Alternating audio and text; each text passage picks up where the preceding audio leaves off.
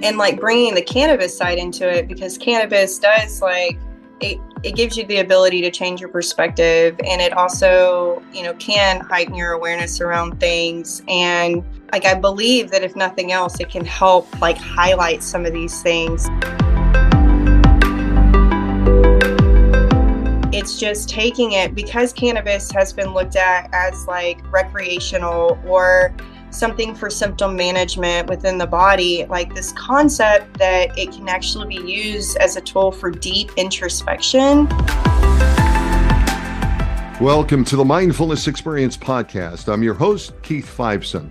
On today's episode, we'll be diving into the world of mindfulness, consciousness, medicine, and today we'll also be exploring a concept called Cannavasana. A little like meditation, but it's really upped a little bit more, or amped up a little bit more. And our guest will tell us a little bit more about that. She's a trusted luminary in the realm of psychedelic guidance and integration.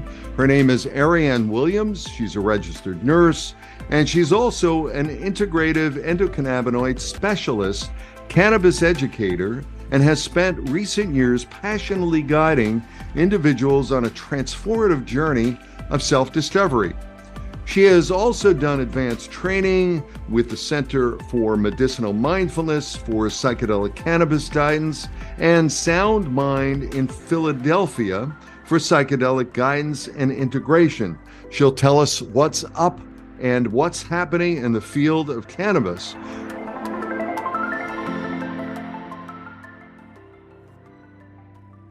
Welcome, Ariane. How are you? I am so well. Thank you so much, Keith, for having me on to have this discussion today. I really appreciate it. Oh, I am so excited for you to be here. And this is an area, I know we've talked before about the whole area of cannabis and how really, with the recreational market, a lot of the medicinal qualities of cannabis have maybe been overlooked. And I'm excited to have you here. I know we met through one of the groups that we're both involved with, but can you tell me a little bit about your journey and where you are now? I know you're involved in the whole area of cannabis, and you're working with the cannabis nurses. Tell me a little, straighten me out with this thing, please. Yeah.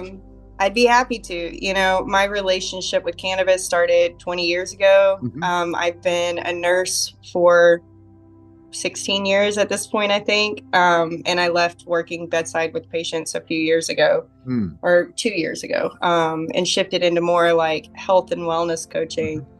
So my relationship with the plant has evolved for several years. You know, it started out recreational. I've also used it medicinally to help recover from surgery, helping with anxiety, depression, things like that.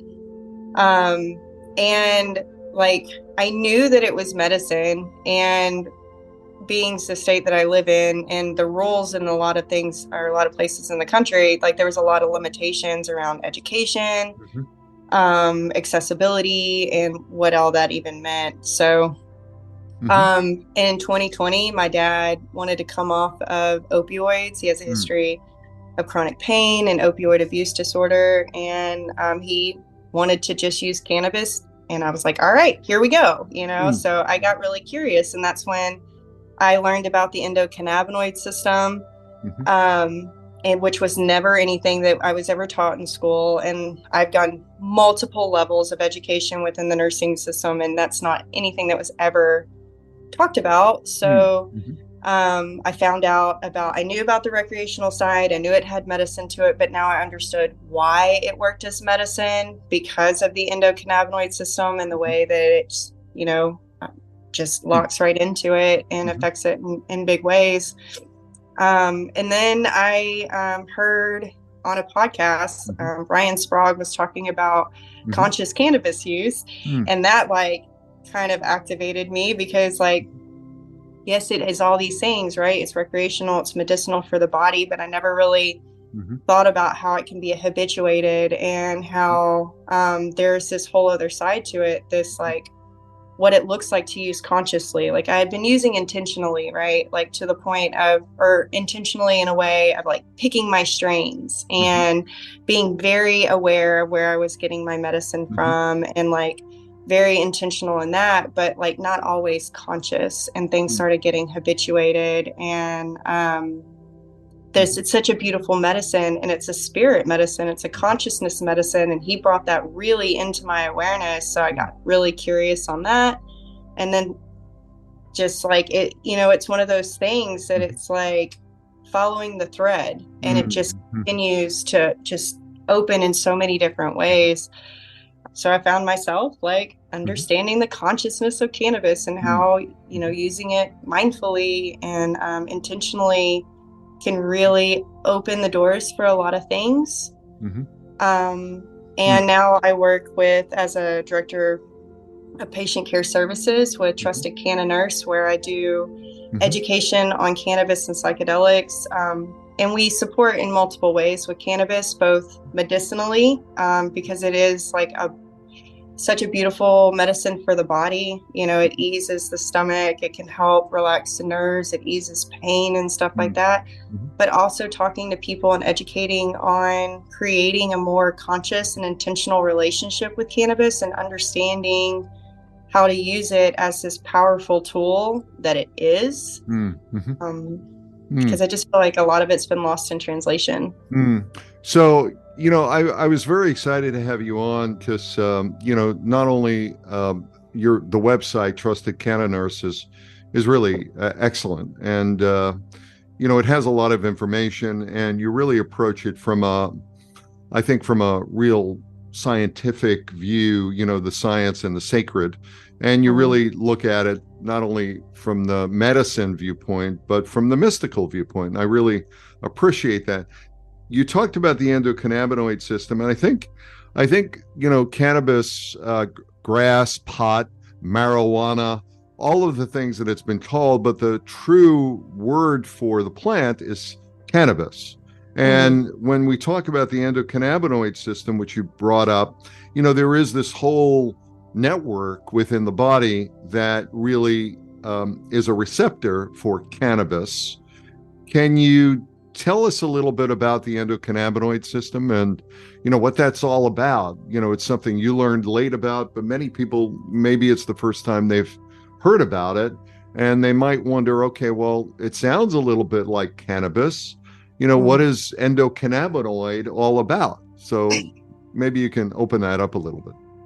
Yeah, for sure. The endocannabinoid system was discovered back in, I think, the 1988, perhaps, by Dr. Raphael Mechoulam. He is an amazing cannabis researcher and scientist that actually passed away earlier this year. They call him like the grandfather of cannabis. And what's the name again, please, one more time? Raphael Mechoulam. How do you pronounce the last name? I'm sorry, I stepped on it. Mechoulam. M-I-S. It's M-E, maybe M-E. Mechoulam. Yeah, sure. Well, we'll look it up, but it's Raphael Mechoulam, cannabis. Look it up. We can go ahead and research it. Okay, good. Right? He's amazing. He came out of Israel, or he was in Israel. And that's the interesting thing, is that like Israel is really big on cannabis research as far as the medicinal purposes go. It's a big place to look in to see how it's actually being done. Their rules and regulations are a lot different than they are in the United States. So they're able to produce a lot more research. But back to that, the reason why it was discovered was because Raphael Mechoulam was researching THC and how it interacted with our system. And through that, he discovered that it connected to a receptor, which was like deemed or named a cannabinoid receptor. And we have CB1, cannabinoid 1 receptor. We have CB2. But like, there's more than just those. Those are the main ones that we look at, the main ones that have been researched at this time. But so the endocannabinoid system was discovered, and what was realized is that this system is like our master communicator between all of our other systems. It is our network of neurotransmitters, and why cannabis affects our mood, our appetite, the way we sleep, and the way that we essentially have our emotional states and stuff like that, is because it's directly interacting with our nervous system and on a neurotransmitter level. So it affects your hormones too. It's a big thing, right? But yeah, it was discovered because of him trying to figure out why cannabis interacted in the system the way that it does. So when you say it's a communicator, are you talking about it from the standpoint of a state of homeostasis? Are you talking about how it interacts maybe with the autonomic nervous system, in terms of fight or flight, the sympathetic or the the parasympathetic nervous system in terms of rest digest, or maybe the vagus, the vagal toning, the vagus nerve throughout the body. I mean, how does it like work in symphony with those things? Or I'm just wondering, because I know one of the things that happens with cannabis is it certainly will raise your heart rate, regardless of whether or not you're using a sativa or an indica, or as long as you're taking it, your heart rate will go up. And but I'm just wondering what happens in the body and how does it impact in terms of this communication network? Yeah, so think of it as like a checks and balance system for all your other systems, right? And it does help bring the body into homeostasis. So if your endocannabinoid system is dysfunctional, then essentially it's going to cause a lot of dysfunction through the rest of the system. It is this like interplay, right? And it's a checks and balance system. Whenever you're looking at like talking on how it raises the heart rate, like part of the reason why THC is actually a vasodilator, which is why it can cause people to pass out if they stand too quickly or if they aren't like regular consumers. But it also, THC specifically, affects your cortisol. So if what is seen is that people who are like acute users, that it will initially spike that cortisol. There will be a cortisol response, which is part of the reason why you have the elevated heart rate, which people will associate with anxiety, which like spirals this whole other thing, right? And people who use chronically, they don't actually have the cortisol spike response as much as what is seen in someone who is like an acute user that's just doing it from time to time. So, and I know when cortisol rates go up, generally our fat absorption, taking in, obviously our appetite goes up, but the ability to burn off the fat is what I'm saying goes down because we're storing more fat. And then of course we go into fight or flight mode and so on and so forth.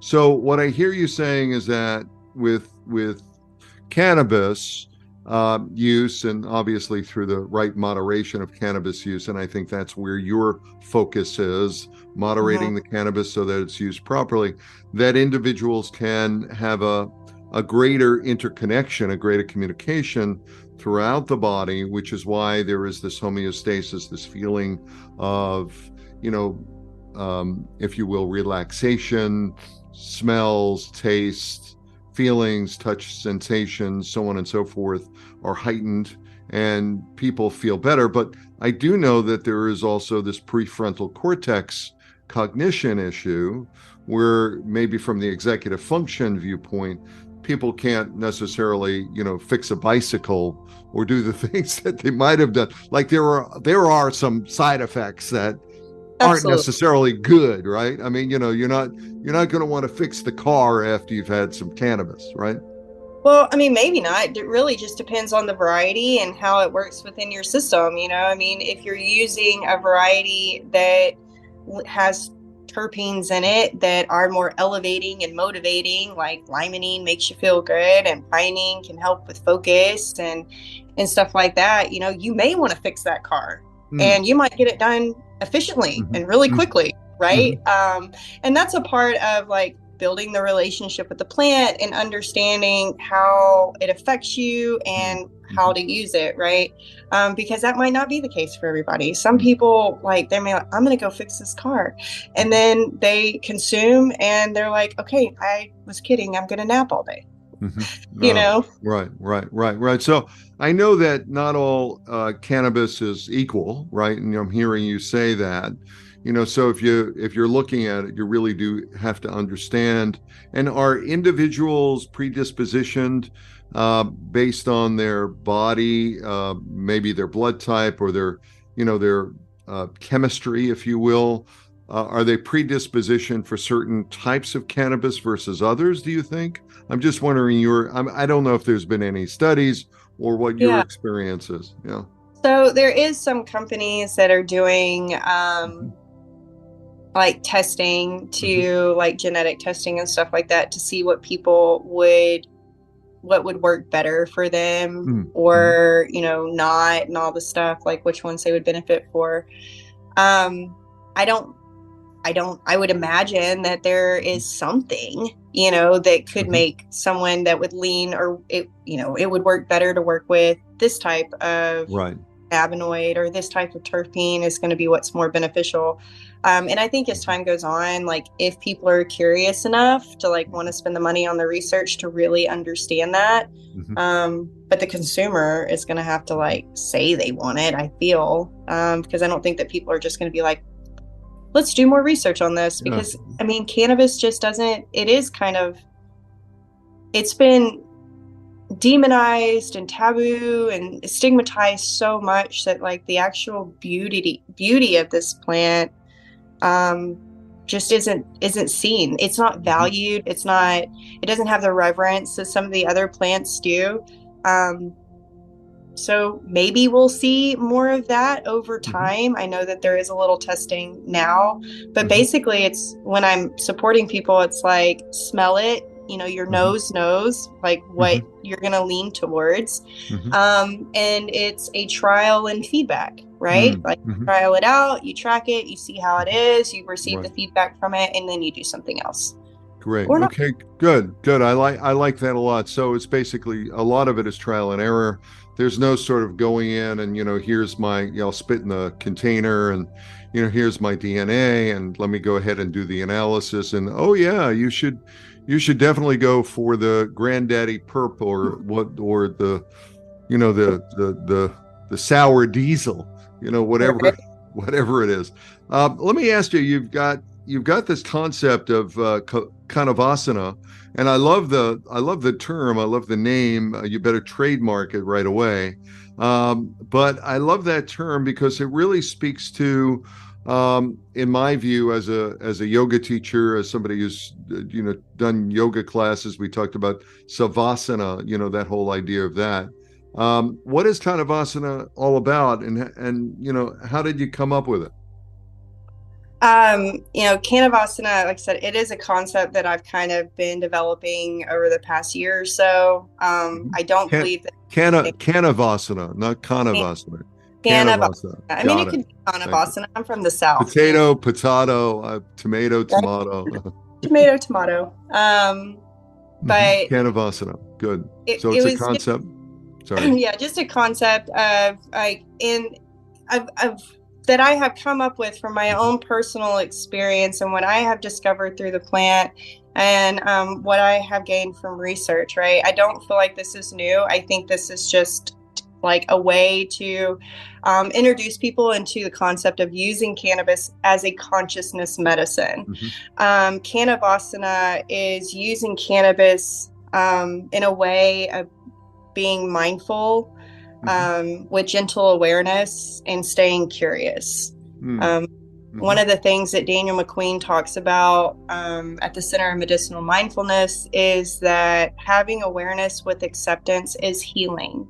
And I do believe that cannabis, when used in a way of mindfulness, can open doors to profound healing. So like the actual name Cannavasana, like, was a high idea, right? It was like a download. A friend of mine had invited me to come up with a new word for cannabis that I could use on social media, because censoring is so bad. And I was like thinking one day, and I'm like trying to think of different words and how I can put them together. And I've been doing yoga for over a decade, and I was like, Shavasana, right? That relaxation. And I was like, Canna and Vasana came together. And for me, what it meant was using cannabis consciously and as a way of getting like deep relaxation. So whenever I started researching like Vasana and what a Vasana actually is, it's a Sanskrit term that is essentially means like the karmic residue that we take from life to life. And a part of our enlightenment and transcendence is to resolve, get resolution around these vasanas.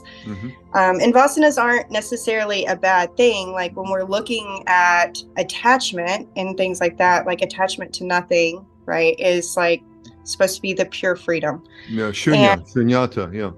Yeah, and these vasanas kind of prevent us from having that, because our vasanas are also our motivators. They are our desires, whether they're created from something traumatic or something beautiful. Like a vasana isn't a vasana, and it's something that it's meant for to dissolve. So this is really interesting, and this is incredibly interesting because one of the things that I'm a yoga teacher. I went to Integral Yoga years ago, back in 93, 94. So that's like 30 years ago, right? And, I got the name from my yogic name is Shunya, short for Shunyata. And I was like, okay, and I studied yoga, I studied Buddhism, and, started looking at the whole idea of karma. And, certainly samskaras, are the sort of karmic residue, the stars, samskaras, the stars, they sound like a little like stars. And then, the vasanas, to me, what I'm hearing you say, and I didn't know this, is that those are sort of the, okay, what do you do about the stars now? How do you move forward in terms of change? And I do think that cannabis is a motivator to go ahead and reboot, reset, reframe, and to allow yourself the grace, when used properly, to allow yourself the grace to go ahead and change things, to really change things.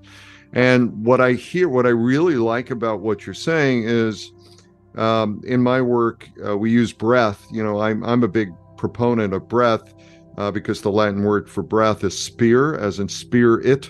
Like breathe it, spirit, and what we do is we come into the world with a breath, we leave the world with a breath, and in between we have these inspirations, these aspirations, these perspirations, these expirations or respirations. It all is centered on the word spir.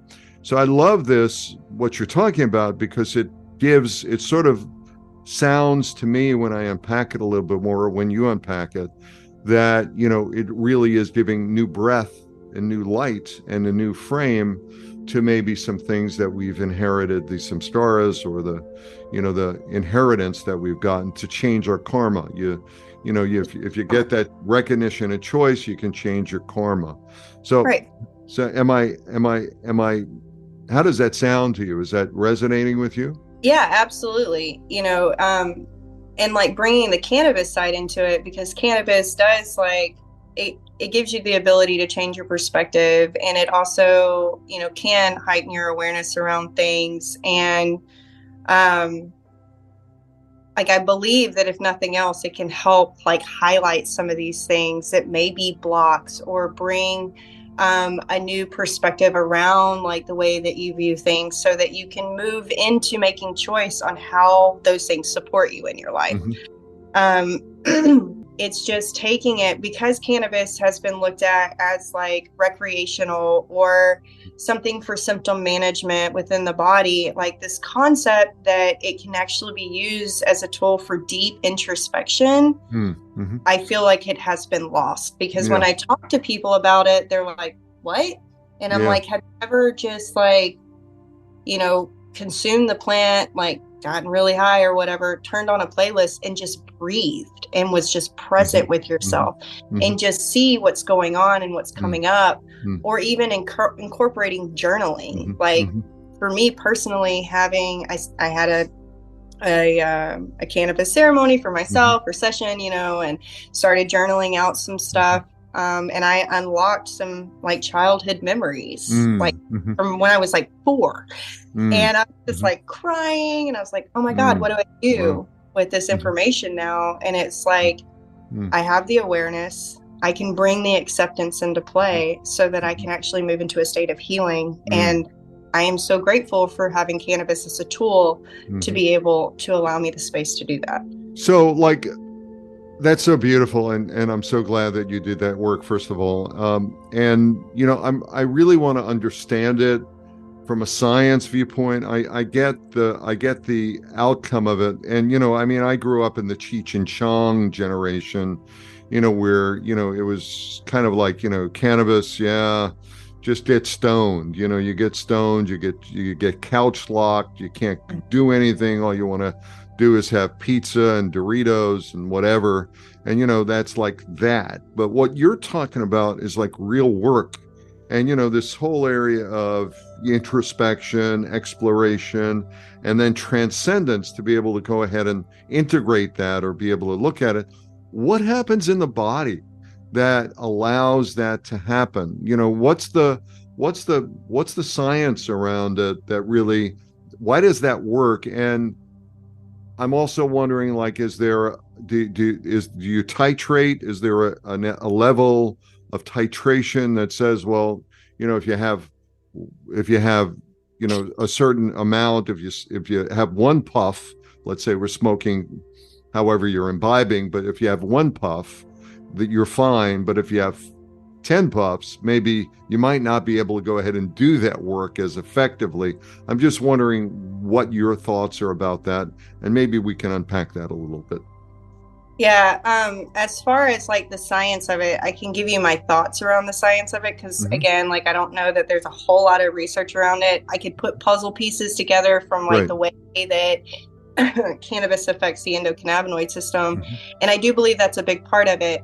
So like a natural endogenous cannabinoid that we make in our bodies, all vertebrate mammals make this, is called anandamide, which is named from like Ananda, which is a Sanskrit word that translates into joy or bliss.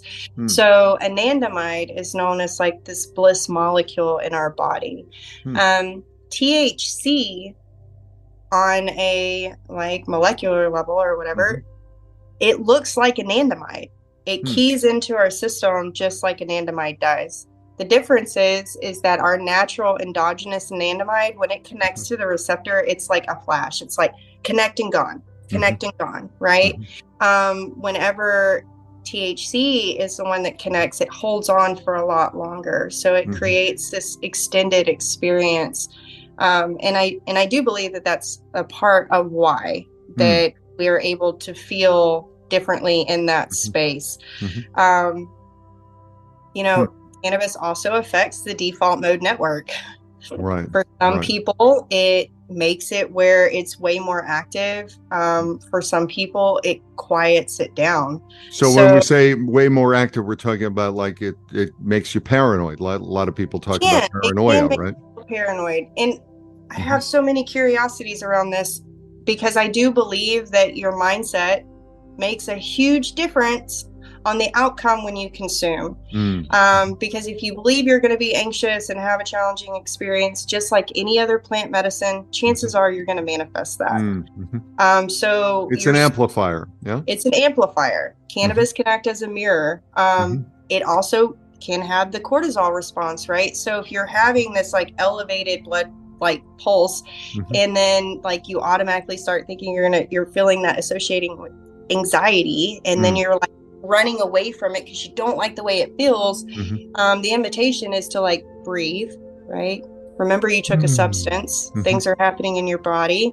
breathe into your belly, and allow yourself to lean into that anxiety so you can get on the other side of it, because Some curiosity. Yeah. Really beautiful there. Right. But as far as like back to the science part of it, I think the effects on the default mode network, when you can like quiet it down, you can get embodied and breathing into and just allowing things to come up.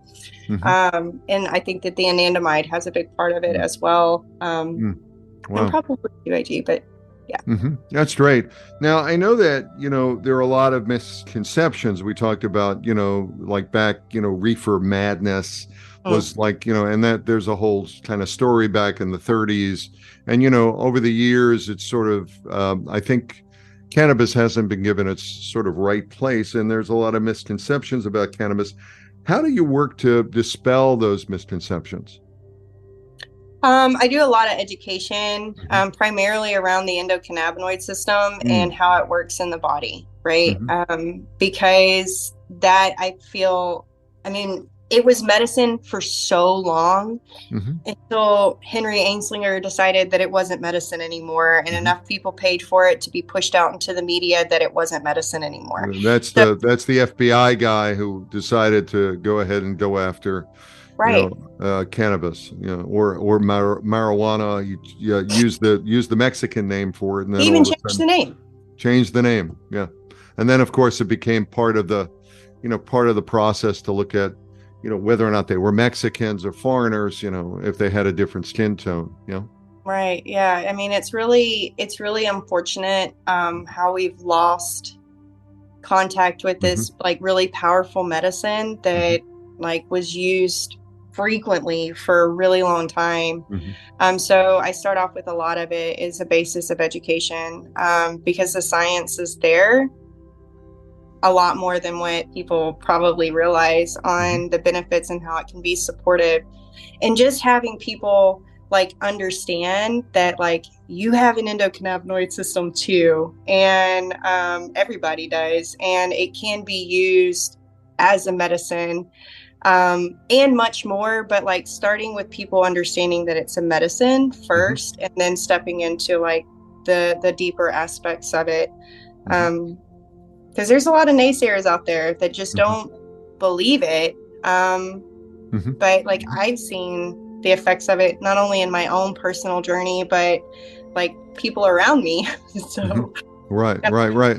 And I'm very interested in, like you talked about a couple of things that really sparked for me, like breathing, mindfulness, being able to go ahead and really, looking at your setting and, the way you integrate even in terms of journaling, can you speak to the importance of how you can integrate cannabis use into the mindfulness practice? What does that look like? And maybe along that line, perhaps, what does it look like in terms of self-discovery or growth as a tool that people might want to check out or might want to look at if they haven't? Because I know people who are using cannabis to get off of opioids and, a whole bunch of other things.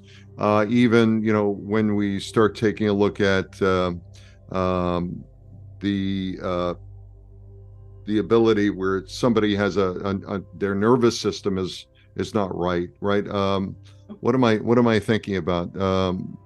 It can help with a bunch of different things, right? It can help with PTSD. It can help people come off of meds. It can help with, I think it's called FDN, or FND, which is functional neurological disorder. I don't know if maybe that's the one you're thinking about. Right. So how do you use it with mindfulness? So it's really interesting when I talk to people about like creating ritual or like creating like an intentional use and just being, mindfulness is awareness and presence that is non-judgmental. So one, it's like taking a look of like how you're using and being intentional, right? So that literally looks like maybe taking the time to smell your flower before you roll your joint, right? Or if you like when you roll your joint, I always invite people to like take a dry hit first before they light it, if that's what they're doing, because then you can taste the terpenes. So your olfactory system is coming online, like you're tasting, you're taking it in a different way. You're creating this relationship with it. And starting with intention, like along with mindfulness, like, okay, if I'm going to sit, I'm smoking because I'm bored. Okay. Don't judge yourself on it. Bring awareness, have mindfulness that's non-judgmental, and make the decision, is this good for you or not? Because I will never tell somebody that they consume too much. Like it's a matter of whether it's functional or non-functional for you. And being in a state of mindfulness with this is important, because there's so much shame and so much guilt around this plant because of the stigma that's been produced with prohibition. Like we don't need to add more to it. Right. So, but it's not like you're taking a drink here. I mean, it's because a lot of people they sort of want to mesh them together, right? Like, okay, I'm using cannabis. Oh, you're using it a few times a day. Oh, well, would you be drinking, a few times a day? No, we're not talking about the same thing, because we're really talking about, being able to go ahead and lift your consciousness in a different way. And what I hear you saying is that through the mindfulness practice, being intentional about it, but also breathing through it, being aware of what the impact is, that there are different impacts, or there are different effects. Yeah. And the thing I was thinking about before was this film, certainly about Parkinson's, about the ability to use cannabis and with Parkinson's patients, and really start to see how their whole system just resets. I mean, they're not jittering around anymore. Right. And that's nervous system, right? And that's the endocannabinoid system. And that's how powerful this medicine is. Like, I cannot stress like that, because I feel like it's been forgotten, and like we've lost the respect for how powerful it is. So what, like people maybe, like when I was growing up, cannabis was, maybe, you'd smoke a joint, and maybe you'd have that, and maybe the THC content was about 10%. Now you're looking at cannabis, and the strains are like, they go through these hybrids and so on and so forth. They can go up to 25-30% almost, and then you've got wax, and you've got all these other things that are out there, which is mind-blowing. I'm wondering, how do you work with clients to determine the optimal dosage of a strain for their specific unique needs? Because people going into this may not know, what they need. Yeah, for sure. Great question. One of the things that like I've found myself doing a lot of is like rehabilitation around the plant, because a lot of people have had really challenging experiences in the past. And there are people who are just curious of how to use more optimal. And what it looks like with starting out is like honestly looking at the history, and how they feel, what they're wanting to experience, right? Is it something that is more of like cerebral? Is it something that's more like in the body, physical? Where are they going to feel comfortable at with that? Like if they're more prone to anxiety, maybe not using something that's going to create so much of like the cerebral effect of like the mind, where it can make your mind race a little bit more. And also, like, I like to blend cannabinoids. Like, you speak on like the high THC percentage, which it is what it is, but it's not always great. And whenever we're looking at high THC percentage, like something is being left out, right? Because we've got to find the balance in it. So I just think that mixing in like CBD flower can be really beneficial for someone who is super sensitive. And it could also, it's like, it could literally be just one hit. It doesn't have to be more than that. Like the thought process of like, oh, well, like if I roll this joint, I have to smoke the whole thing. It's like, no, you don't. Like you could just do a little bit. So it's really filling into like their history, their comfort level, and what's going to be really beneficial to support them in this process of essentially rediscovering how they can use cannabis to support them. Because more times than not, it appears to be a rehabilitation more than anything, because so many people have a history or a story with this plant, whether they've used it or not. Everybody has a story and a history. Well, that's I think that's a great segue into my next question, which was really about sharing any stories of clients that you've worked with who've used cannabis for introspection or for growth or for, as I talked about, Parkinson's, or for any other, issues that they might have from a medicinal viewpoint. Do you have not without getting into the specific names, perhaps keeping the confidentiality of your clients, what, any stories you can share? It's the introspection part of it has been really beautiful to witness for other people. And what I generally see when I am, with somebody who is going deeper into the cannabis space is either they get super profoundly relaxed. Like I had one person say that they felt like they were in a float tank. And whenever you get into that, I call it the space in between, right? That subspace, that is healing, because you're not in this space of constant movement, either in your mind or your body. So you can just drop in, and that's really healing. I had another person who shared, again, they had a challenging experience with cannabis in the past.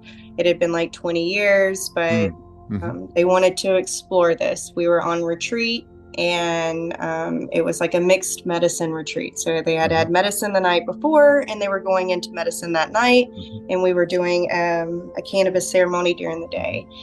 And what's interesting is like their experience was very somatic. And again, this is something that I've seen with more than one person, where there's body movement, there's emotional releases, and what they had shared was that they had gone like right back into the experience they had 20 years ago.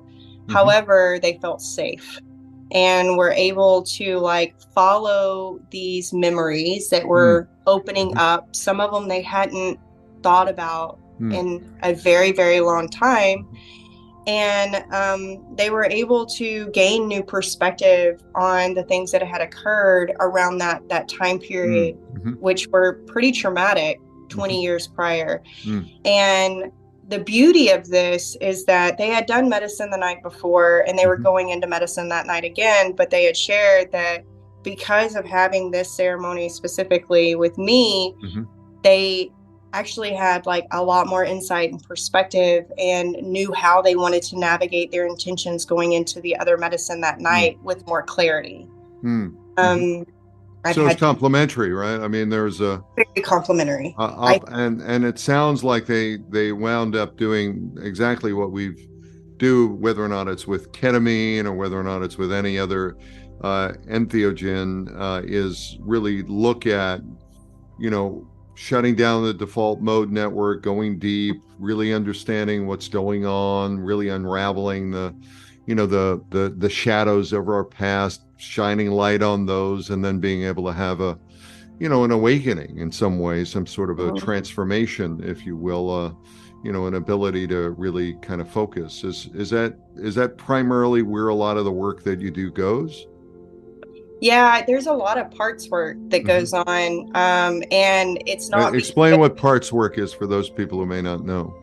So, parts work is like what I discovered with it was through internal family systems, through Richard Schwartz, and it's the concept that there are multiple parts that live inside of us. Like the mono mind doesn't exist. All right, there's like multiple parts that live inside of us that are created at different times in our lives, and they all have their own beliefs, and they all have their own stories, and these parts can essentially like control our lives, right? And when I talk about like parts work, it's getting curious. A lot of us talk about our parts and we don't even know we're talking about them.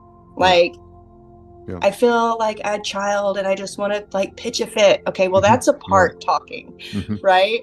Right. And when using cannabis and doing it like in a state of like going in and like introspection, like these parts of us Mm-hmm. will come online and we can learn from these parts and build relationships with these parts and better understand them so that they aren't controlling our lives and we can be more of a self-centered or self-led.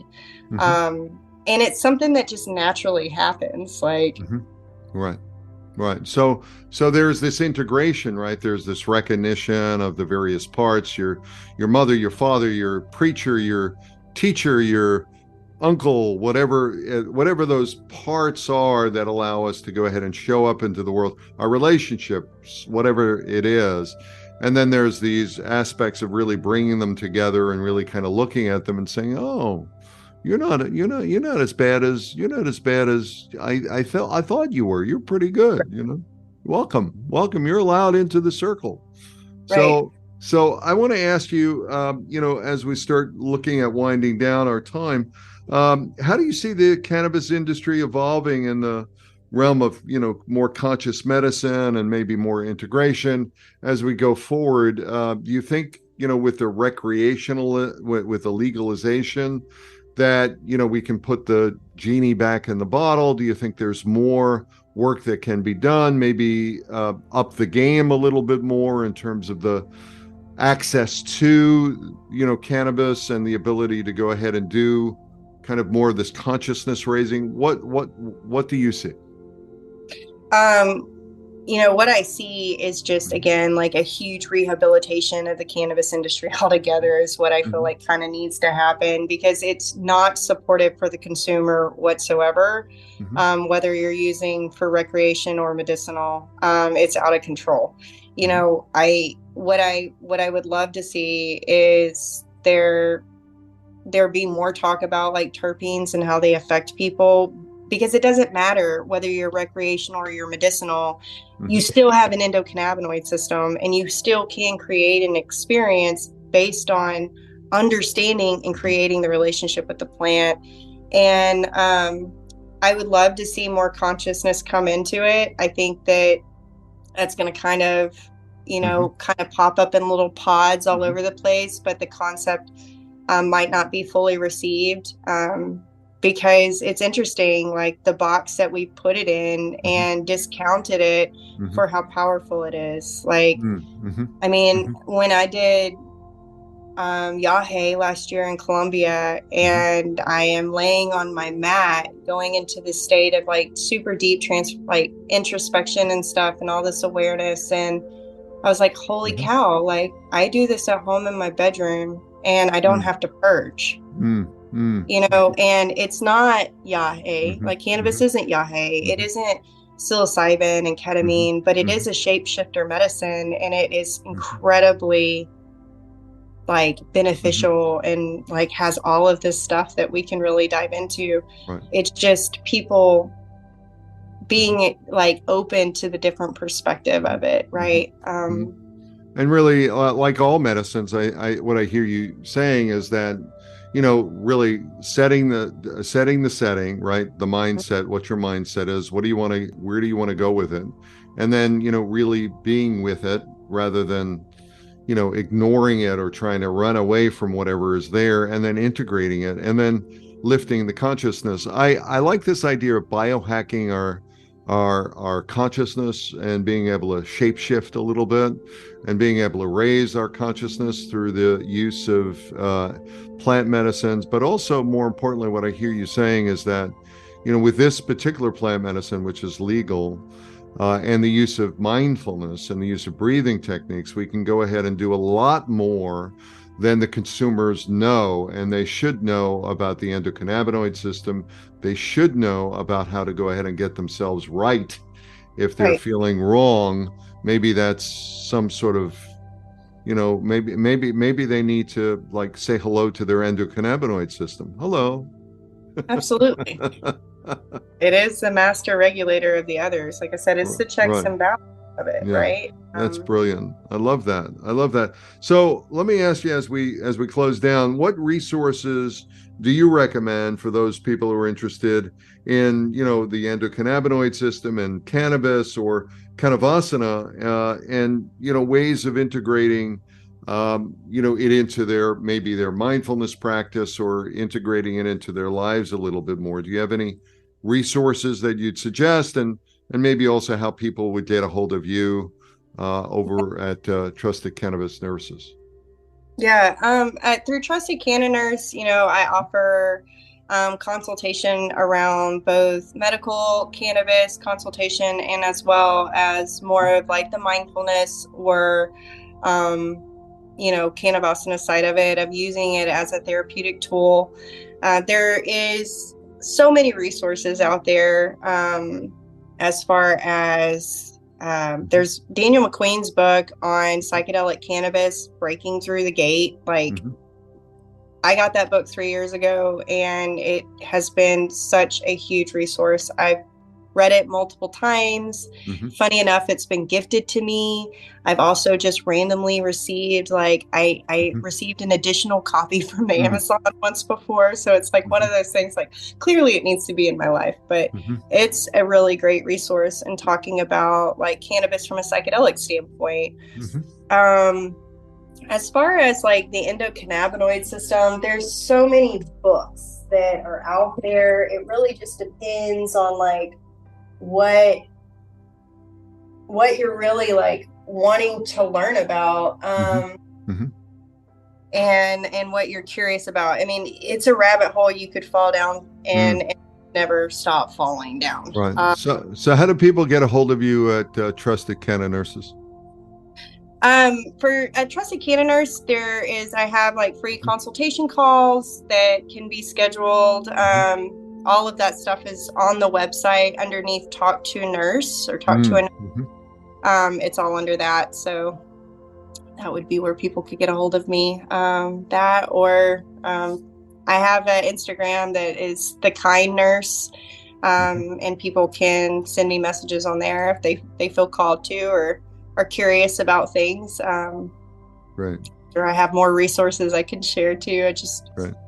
Good. Get a hold of you. Yeah, and we've got those resources, and I'll make sure to go ahead and include those in the show notes. Ariane, really thank you so much for dropping your wisdom and your experience and your perspective on the show here. I just really want to thank you so much. Thank you for being here. Yeah. It's my pleasure. Thanks for having me, Keith.